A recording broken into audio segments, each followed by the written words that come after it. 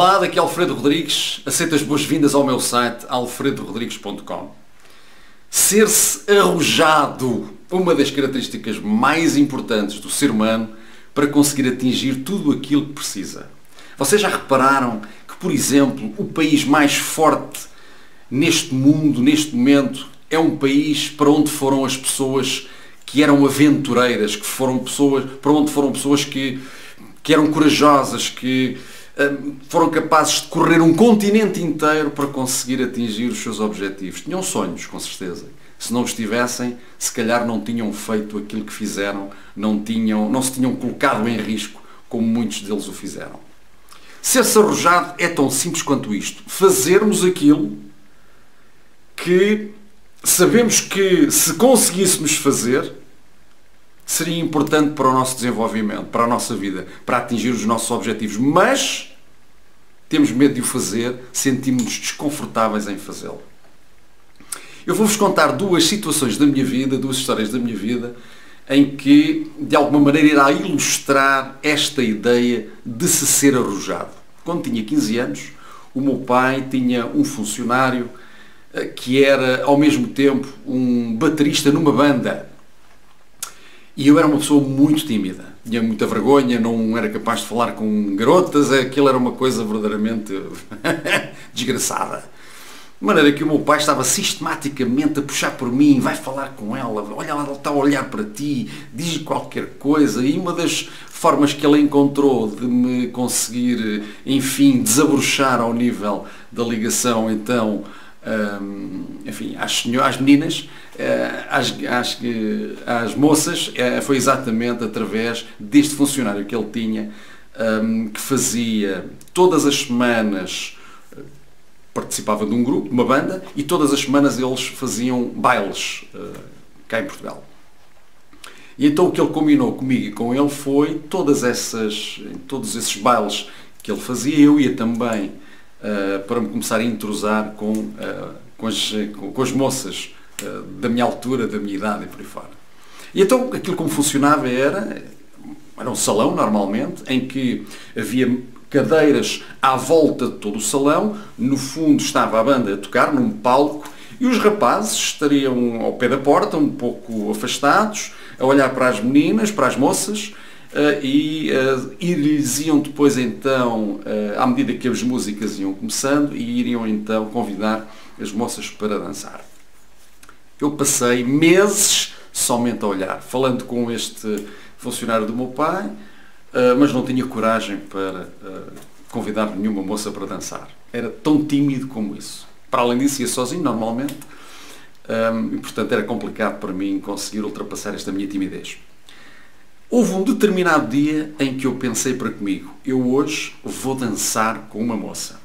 E então o que é que eu fiz? Quando me decidi a fazer aquilo a que me comprometi, coloquei-me em frente à primeira moça, sentada na cadeira, e disse-lhe, queres dançar comigo? E ela disse-me, não. Fui para a cadeira seguinte, que tinha visto a resposta da primeira. Para a cadeira seguinte, para a moça seguinte, que estava ao lado da primeira e que tinha visto a resposta. De maneira que fiz-lhe exatamente a mesma pergunta. Queres dançar comigo? E ela respondeu, não. Fui para a terceira moça, na cadeira ao lado, que tinha visto, provavelmente, as outras duas, com a reação delas. E mais uma vez, queres dançar comigo? E ela diz, não. Reparem, já tenho 3 moças que me dizem que não. Eu, uma pessoa extremamente tímida, ver inclusivamente esta reação da parte delas e que elas todas, de certa forma, já começam a achar piada à brincadeira e eu sinto-me um bocado envergonhado com tudo isto. Vou para a quarta moça e pergunto-lhe, queres dançar comigo? E ela responde, não. 4 moças. Vou à quinta moça, queres dançar comigo? Mais uma vez, não. Vou à sexta moça, pergunto-lhe, queres dançar comigo? E ela de novo, não.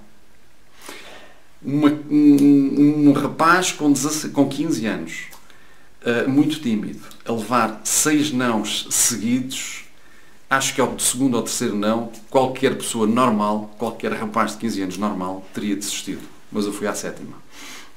Sétima moça, frente à cadeira dela, queres dançar comigo? E ela diz, sim. E fomos dançar.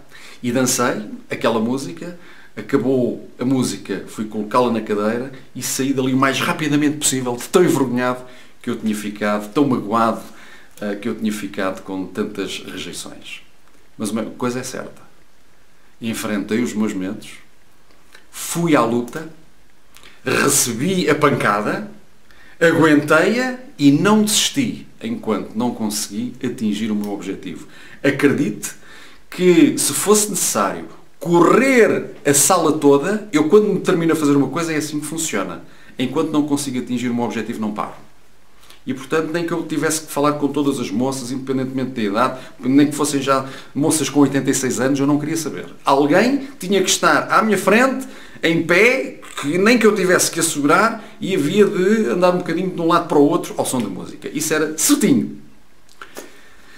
E eu consegui.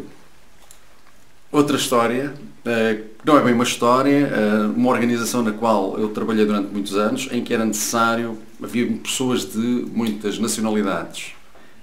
E eu não sabia falar bem o inglês, eu não sabia falar bem o francês, não sabia falar bem o espanhol.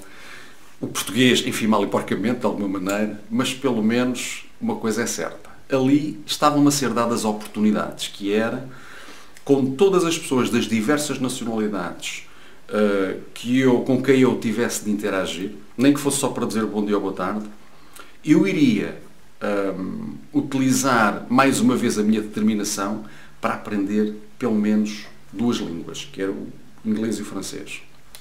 Independentemente de eu ter o inglês e o francês na escola, o que é facto que nós sabemos, não utilizamos, não é a mesma coisa que nada, porque fica cá dentro, mas não, até podemos perceber, mas se não começamos a falar e se não começamos a interagir com pessoas destas que falam estas línguas de uma forma descontraída, nós não conseguimos nunca enfim, compreender bem a linguagem por forma a poder utilizá-la em conversação. Uma coisa é dizer yes ou não, outra coisa é ter uma conversação com alguém. E, portanto, o que eu me determinei a fazer foi todas as pessoas de nacionalidades diferentes, cujos idiomas eu gostasse de aprender, haveria de falar na língua deles. Independentemente de não saber o que é que havia de dizer. A minha segunda língua mais forte, para além do português, obviamente, minha língua nativa, a minha segunda língua mais forte era o inglês. E todos nós sabíamos falar inglês também. Então o que eu fazia era, tentava falar na língua dele, no francês, por exemplo. E quando havia uma palavra que eu não sabia dizer, perguntava-lhe, como é que se diz isto em francês? E ele dizia. A mesma coisa no espanhol, depois. Portanto, basicamente, nestes anos que fui trabalhando nesta organização, aprendi 3 línguas. Porquê? Porque eu sabia que, independentemente do ridículo em que eu pudesse pensar que estava a cair pelo facto de estar a falar mal uma língua, eu sabia que daí a 2, 3, 4, 5 anos, aquelas pessoas haveriam de desaparecer da minha vida, outras novas haveriam de aparecer, e essas novas já ouviriam um Alfredo a falar mais do que uma língua. Isso para mim era um orgulho. Portanto, independentemente das dores pelas quais nós vamos passando, quando nós somos arrojados na vida, quando nós mostramos os dentes para a vida, quando nós não nos preocupamos com o que as outras pessoas que estão à nossa volta pensam de nós, sendo que aquilo que nós estamos a fazer sentimos que é o importante para a nossa vida, nessa altura nós avançamos, fazemos, e no decorrer do processo vamos nos orgulhando de nós próprios, dos passos que vamos conseguindo fazer, das metas que vamos conseguindo atingir, ao ponto de, a determinada altura, olharmos para o nosso passado e sentirmos um orgulho de tal forma daquilo que fizemos, que sentimos que conseguimos subir inclusivamente o nosso nível de consciência, por forma a conseguir olhar para outras coisas mais além. Espero que tenha gostado. Despeço-me desejando-lhe que hoje seja o início ou a continuação da sua caminhada que lhe permita realizar todos os seus sonhos, mas mais importante do que isso, que sinta orgulho da pessoa na qual se venha a tornar durante o processo. Um grande abraço, até o meu próximo vídeo.